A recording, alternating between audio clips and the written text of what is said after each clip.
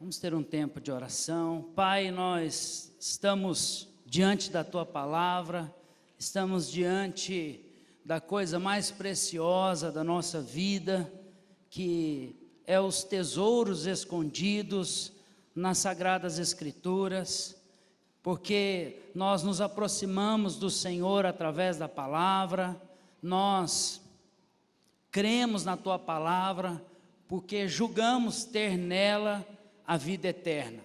O Senhor Jesus disse que as palavras que o Senhor tem para nós são espírito e vida.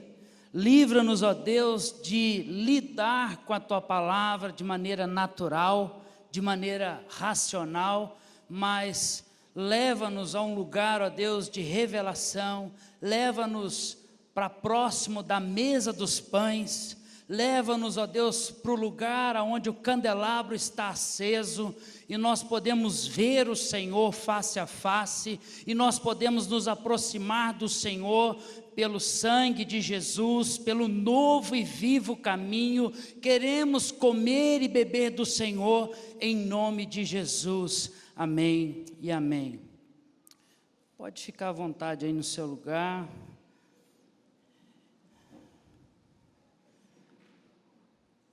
Mensagem que eu queria compartilhar com os irmãos é, na verdade, uma sequência daquilo que o pastor Jackson trouxe domingo passado.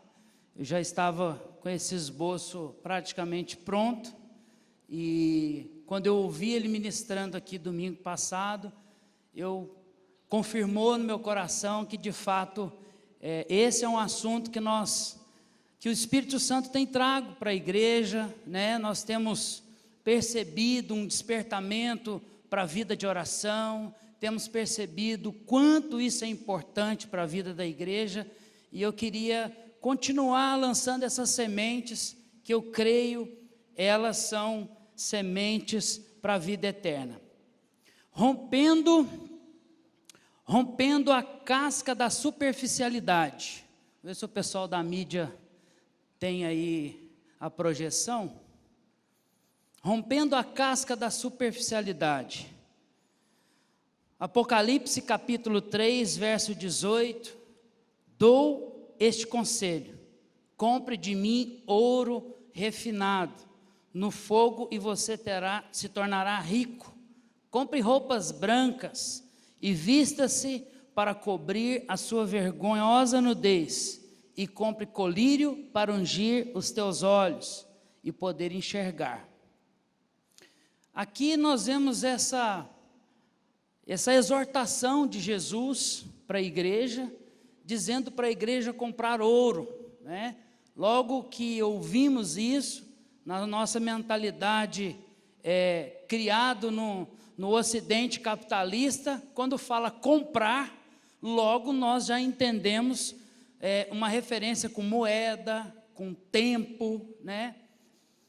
Estão falando ali para mim pegar o controle, da mídia, é isso? Não? Amém. Então, nós logo já, com essa coisa de comprar, nós já nos remetemos com a referência de moeda, de dinheiro. E quando eu estava refletindo sobre esse texto, eu comecei a cavar mais fundo, né? E nós vemos o Novo Testamento. Recentemente o pastor Jackson pregou uma mensagem falando sobre comprar a pérola mais preciosa. E que pérola preciosa era essa, né? É um tema de uma mensagem até meio assim, meio conflitante, porque fala de negociar, né? E nós vivemos num ambiente religioso tão complicado. Quando fala de dinheiro, logo alguém já começa a segurar na cadeira e já acha que vai querer dinheiro, vai querer falar sobre vida financeira, enfim. Como comprar ouro especial, ouro celestial, ouro eterno, ouro dos céus? Como então obter essa riqueza que Jesus está falando aqui? Antes de nós entrarmos a fundo nisso, eu queria trazer um pouco de um pano de fundo da nossa realidade enquanto igreja, né? Nós vivemos dias difíceis, né? O mundo pós-pandemia é um mundo conectado, é um mundo digital, é um mundo do clique, né? E agora com o touchscreen, nem é tanto clique mais, né? Tem até o comando de voz, e agora nós temos visto aí uma coisa de automação residencial, onde você fala e a lâmpada acende, onde você fala e o ar-condicionado liga. Então nós estamos vivendo um momento das coisas rápidas, das coisas fáceis, né? O mundo pós-pandemia é 5G, conectado na velocidade da luz, comida delivery, Netflix, né? Então nós deitamos no sofá, com um clique no celular, 40 minutos, 30 minutos, a pizza está quentinha. E nós temos a tendência de trazer isso para a nossa vida espiritual. E aí aqui, eu creio que esse é um vírus mais danoso do que o corona. Esse é o vírus do cristianismo contemporâneo. O vírus que entrou dentro da igreja e faz com que muitos ainda estão no lockdown. Eles não querem culto presencial, porque aqui dentro desse prédio não pode chegar perto de ninguém, né? Pode chegar perto lá na fila do supermercado, pode chegar perto, dar um abraço num amigo na rua, mas aqui não pode. Então esse vírus pegou a igreja, muitos estão assistindo os cultos online ainda, muitos estão na igreja virtual, sem toque, sem intensidade, sem relacionamentos fortes, e isso tem adoecido o cristianismo dos nossos dias. Isso fala de um cristianismo superficial, raso, algo que está somente fluido. Hoje eu quero, amanhã eu não quero, hoje eu tenho tempo, amanhã eu não tenho, né? Tem até um escritor contemporâneo dos nossos dias que escreveu um livro muito famoso, um best-seller, falando sobre amor líquido. É o Baum, B-A-U-M. Depois, se você quiser ler esse livro, você vai entender um pouco sobre o que eu estou falando. A geração fluida, geração líquida, amanhece querendo uma coisa e anoitece querendo outra. E quando eu digo geração, eu não estou dizendo que é apenas jovem. Aqui eu estou dizendo que é uma cultura. E aí você tem um velho de 50 anos inserido nessa cultura. Você tem um jovem de 20 anos inserido nessa cultura. E isso entrou dentro da igreja. Então, o que fazer para romper com essa superficialidade? O que fazer para quando nós precisarmos multiplicar uma célula, nós temos gente sadia, líderes fortes, gente disposta a morrer pelo Evangelho, gente disposta a gastar tudo que tem e os seus últimos dias na terra em prol do Evangelho? O que fazer para romper essa casca da superficialidade? Primeiro, aprender a orar. Aí você está aí na sua cadeira, você fala, de novo, o cara vai falar de oração, de novo. Estou ouvindo isso 24 horas, estou lendo um livro sobre oração, mas é assim mesmo, água mole, pedra dura, tanto bate até que fura. A hora que nós começarmos a viver um pouco, talvez o Senhor faça a gente mudar de fase. Até lá, nós vamos repetindo. Diz que aquele cara lá, que dá o maior salto do mundo lá, o atleta, é o Usain Bolt, é o Bolt, né? Ele deu uma entrevista e falou que ele treina 4 anos para poder correr 10 segundos, 8 segundos, 9 segundos. Então, nós temos que afiar a nossa espada muito, né, para poder usá-la, às vezes, em alguns segundos da nossa vida. Como, então, eu posso romper a superficialidade do Evangelho? Primeiro aqui, aprendendo a orar. Lucas capítulo 11, verso 1. Certo dia, Jesus estava orando em determinado lugar, tendo terminado, um dos seus discípulos lhe disse, Senhor, ensina-nos a orar, como João ensinou os discípulos dele.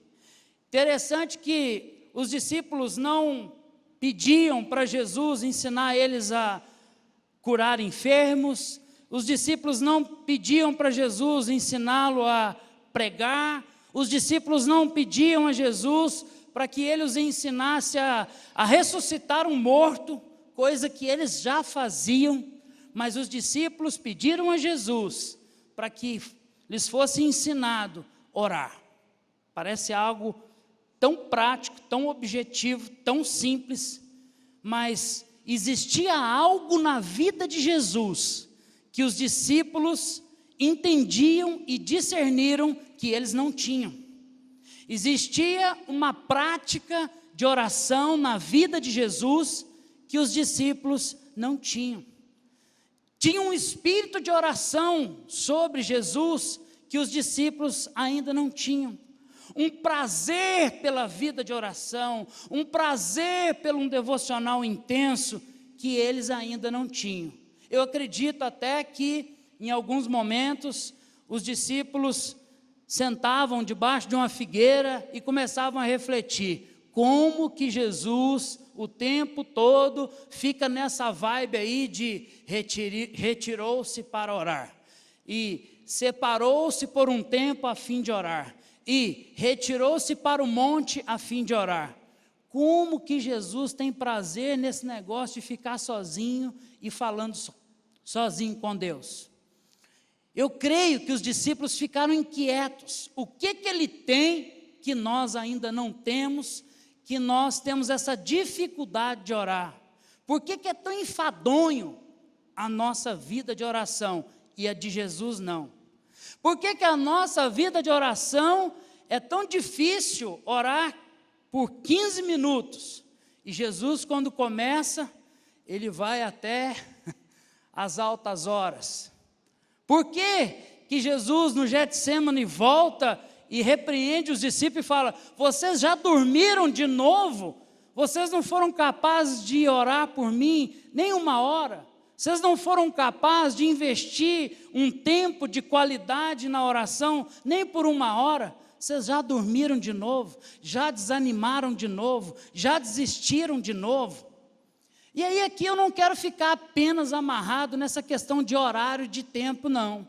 Eu estou dizendo de algo que traga prazer. A oração precisa trazer prazer. A vida com Deus, o nosso devocional, a nossa disciplina de oração precisa ser algo prazeroso. Senão nós vamos estar vendendo religião, nós vamos estar entrando numa rotina enfadonha, desanimada, triste, angustiante. E nós, se temos uma coisa que a gente faz bem, é aquilo que nós somos apaixonados. Se você é apaixonado por algo, pode ter certeza que você vai fazer aquilo com prazer. Nós somos movidos por intensidade e paixão. Você que ainda não viu isso, você que ainda não descortinou seus olhos, você que ainda não tem esse colírio que Apocalipse está dizendo que precisa comprar para ver, essa manhã foi feita para você. Essa manhã Deus escreveu para dar esse start dentro de você. Tiago capítulo 4, verso 2 e 3. Vocês cobiçam coisas, mas não as têm. Matam e invejam, mas não conseguem obter o que desejam. Vocês vivem a lutar e a fazer guerras. Não têm porque não pedem. Quando pedem, não recebem, pois pedem por motivos errados. Primeiro, Tiago exorta que vocês não têm pedido, né? Ou seja, vocês não têm orado, vocês não têm vida de oração. É isso que Tiago está dizendo nessa carta. E depois ele diz: quando vocês oram, quando vocês pedem, e esporadicamente isso tem acontecido, vocês estão pedindo por motivações erradas. Vocês estão pedindo coisas para os seus próprios deleites. Vocês estão pedindo fora da vontade de Deus. E aí aqui, falando um pouco sobre a vontade de Deus, antes de passar para o próximo aí, eu quero abrir um parênteses, porque quando se fala da vontade de Deus, nós vemos isso como um bicho-papão. Nós achamos que a vontade de Deus Quem alcançou ela foi o pastor Jackson, porque Deus falou com ele lá em Belém, que ele deveria vir para Palmas, e ele entrou num caminho de fé, e ele viveu isso, e ele experimentou isso. Então essas coisas é para quem realmente é dedicado, é habilitado, é ungido, é chamado, e então essa pessoa realmente é um ministro do Evangelho, é um grande pastor, é uma grande pastora, alcançou uma plataforma. Então esses alcançaram a suprema vontade de Deus, que é algo tão difícil, tão distante, tão longe de um mísero mortal como eu.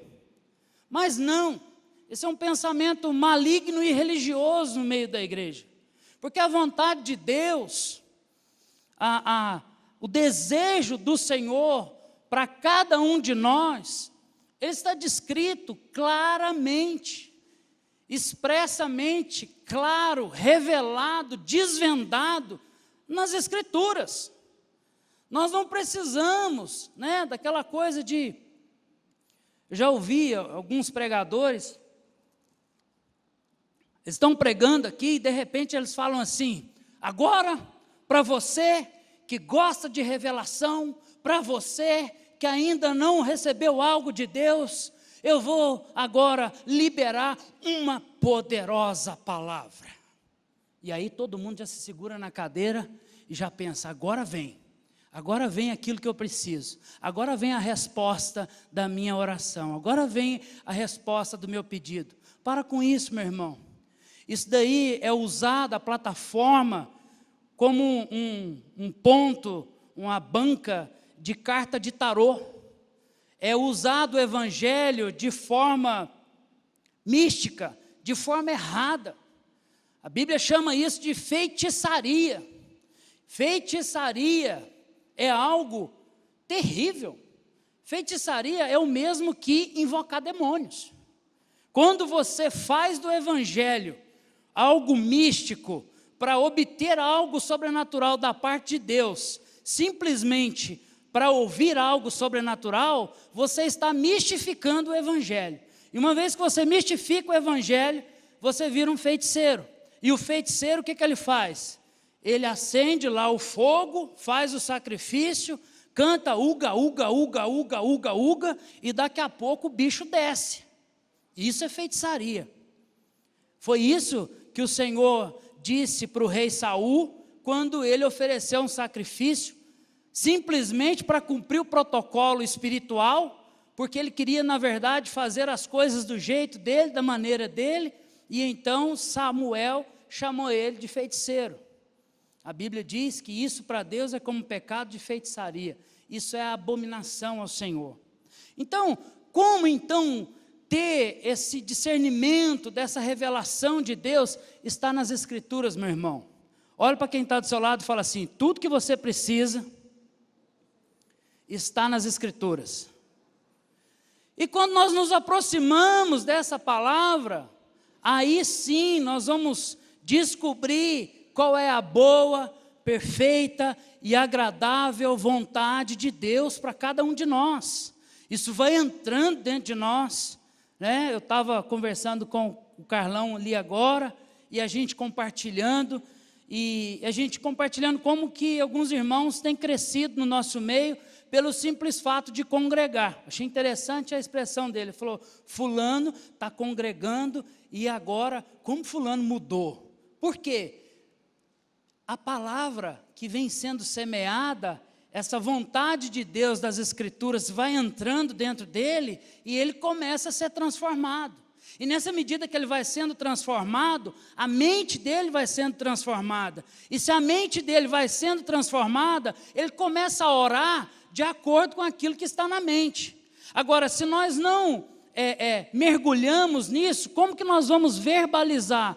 Como que nós vamos orar essa vontade? Dificilmente. Não vou dizer que é impossível, mas dificilmente. Porque a boca fala do que está cheio o coração. Se o coração está cheio de outras coisas, a boca vai falar o quê? Sobre as coisas que está cheio o coração. Então, vamos aí então ver como receber essa revelação das Escrituras, né? Não sei qual, passa para o próximo aí, meu querido. Se você de cima. Se vocês permanecerem em mim e as minhas palavras permanecerem em vocês, pedirão o que quiserem e será concedido. Se permanecemos em Jesus, constância, disciplina, fidelidade, poderemos pedir o que quisermos e será concedido. Esse texto é um texto, ao mesmo tempo, tremendo. Eu recebo ele com muito temor, porque ele diz que eu posso orar sobre qualquer coisa e isso vai ser concedido. Isso me traz um peso, uma responsabilidade muito grande, porque eu preciso orar sobre as coisas difíceis. Quem aqui já orou por alguém que está com câncer em estado terminal? Eu já orei no hospital e já orei numa casa. Eu confesso para vocês que é desafiador. Você chega e olha a circunstância, parece que a fé vai lá para a sola do pé. Mas aí o que eu faço? Eu vou direto para a Bíblia, e quando a fé está realmente na sola do pé, eu pego o texto, e aí eu declaro o texto. Falei, eu vou ser simplesmente um microfone do Espírito Santo aqui. Eu não vou orar aquilo que está no meu coração, porque o que está no meu coração é incredulidade, porque o que está no meu coração é literalmente a vontade de voltar para casa e falar, enterra, porque já vai morrer. Mas aí eu pego o texto, eu pego Isaías 53 e começo a declarar, está escrito que o Senhor levou sobre si as nossas dores, e o castigo que nos traz a paz estava sobre o Senhor, e pelas suas pisaduras nós fomos sarados. Cumpre essa palavra na vida dessa pessoa, se permanecerdes na minha palavra. Se nós permanecermos nisso, e se isso permanece em nós, nós começarmos a declarar isso. Cuidado quando você começa a declarar a Bíblia. Você vai correr um grande risco de começar a acreditar nisso. Você entendeu? Cuidado quando você fica declarando a Bíblia. Corre um grande risco de você começar a acreditar nisso. Corre um grande perigo da sua fé começar a acreditar nessas palavras que são espírito e vida. Isso é vida. Próximo aí, querido. Permanecendo na palavra. O segredo de permanecer na palavra. 2 Coríntios 12, verso 2 e 4. Conheço um homem em Cristo que há 14 anos foi arrebatado ao terceiro céu. Se foi no corpo ou fora do corpo, não sei. Deus o sabe. E sei que esse homem, se no corpo ou fora do corpo, não sei, mas Deus o sabe, foi arrebatado ao paraíso. Ouviu coisas indizíveis, coisas que ao homem não é permitido falar. Paulo está aqui relatando uma experiência que ele teve, uma experiência sobrenatural, que ele era incapaz naquele momento de falar, de verbalizar para aquelas pessoas. Mas nós vemos, ao longo das cartas de Paulo, ele escrevendo e relatando o que recebi do Senhor. Próximo aí, 1 Coríntios 11, 23. Pois o que recebi do Senhor, o que também entreguei a vocês, que o Senhor Jesus, na noite que foi traído, tomou o pão. Em vários textos nós vemos Paulo falando, o evangelho que recebi do Senhor, algo que recebi do Senhor, não eu, mas o Senhor Jesus. E ele dizendo nas cartas, através de escritos, através daquilo que ele escreveu, algo que ele recebeu do Senhor. Ou seja, a experiência que Paulo teve, ele não falou, mas ele escreveu, ele deixou revelado, ele deixou escrito.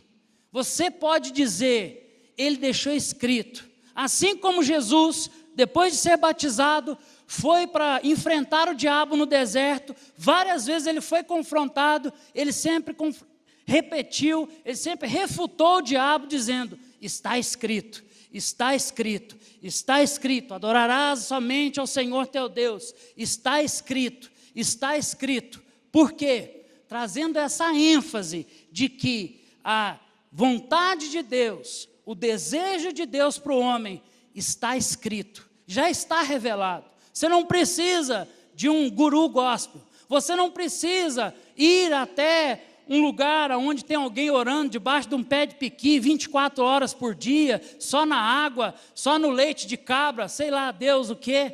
Você não precisa disso. Apesar dessas coisas serem coisas tremendas em alguns momentos da nossa vida, isso pode acontecer e certamente vai acontecer com quem está andando com Deus. Essa não pode ser a mola que te move.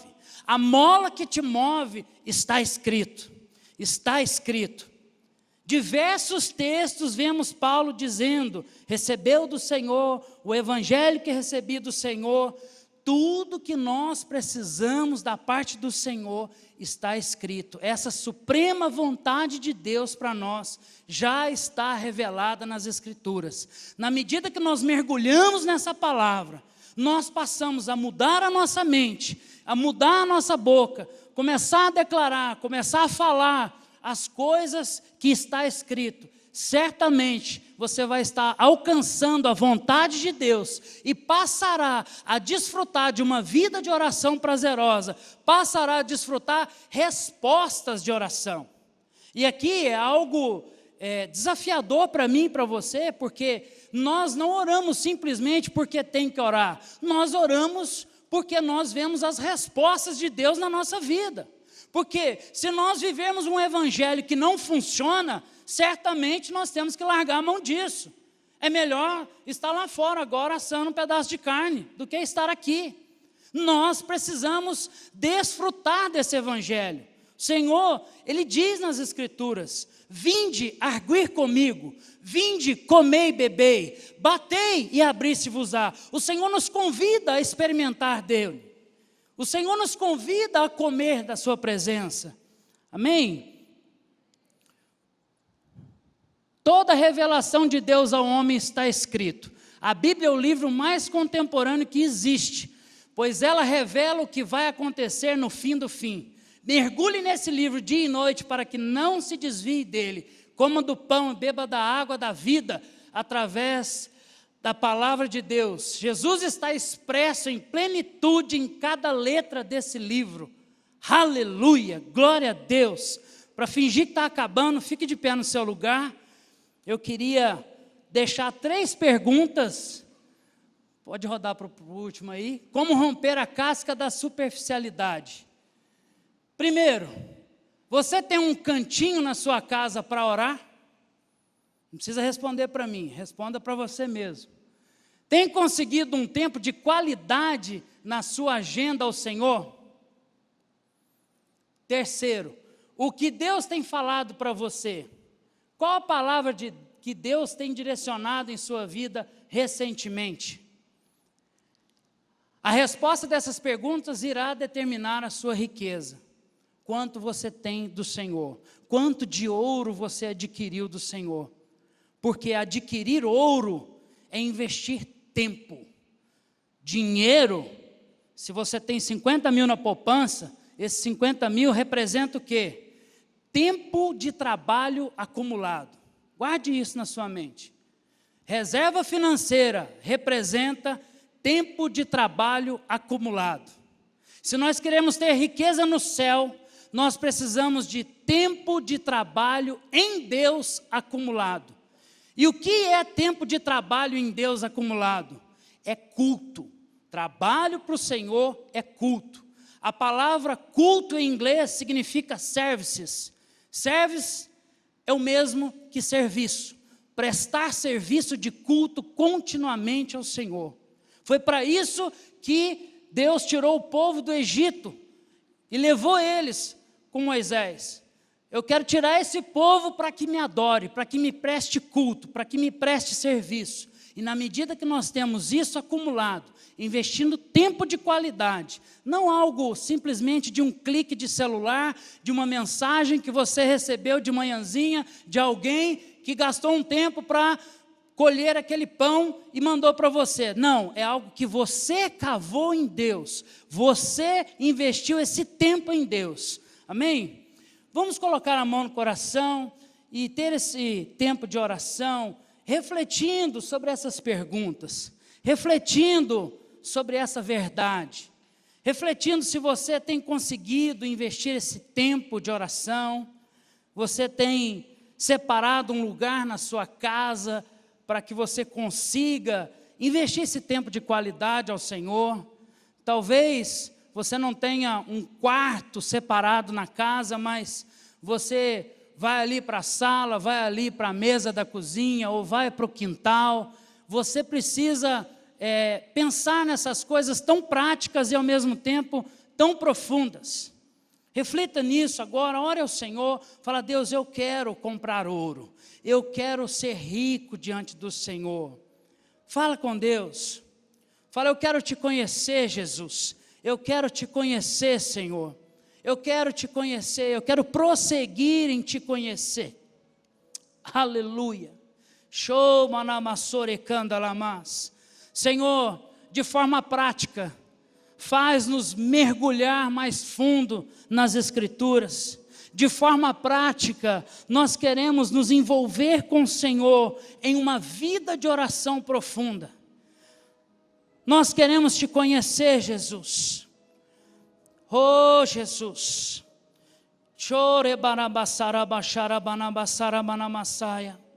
Nós queremos te conhecer, Jesus. Queremos ser mais fundos em ti. Nós queremos sair da superficialidade e criar raízes profundas, como aquela maior árvore do planeta, que é a sequoia, uma árvore que pode atingir 150 metros de altura, pode medir mais dezenas de metros de tronco. Nós queremos ser como os cedros do Líbano, plantados na casa do Senhor, à beira de rios, que no seu devido tempo dá o seu fruto. Queremos ser ungidos com óleo fresco, como está escrito no Salmo 92, verso 10. Queremos que o Senhor unja a nossa cabeça e o nosso cálice transborda com a tua presença, Senhor.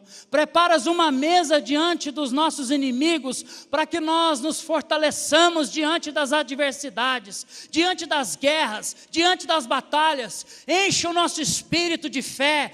Rompa com toda a cadeia de superficialidade do Evangelho. Queremos um povo santo, um povo restaurado, um povo, ó Deus, que está disposto a morrer pelo Evangelho, um povo disposto a ganhar essa cidade para Jesus, um povo disposto não apenas a liderar uma célula, mas a multiplicar, a dar frutos, e frutos que permaneçam, em nome de Jesus. Amém e amém.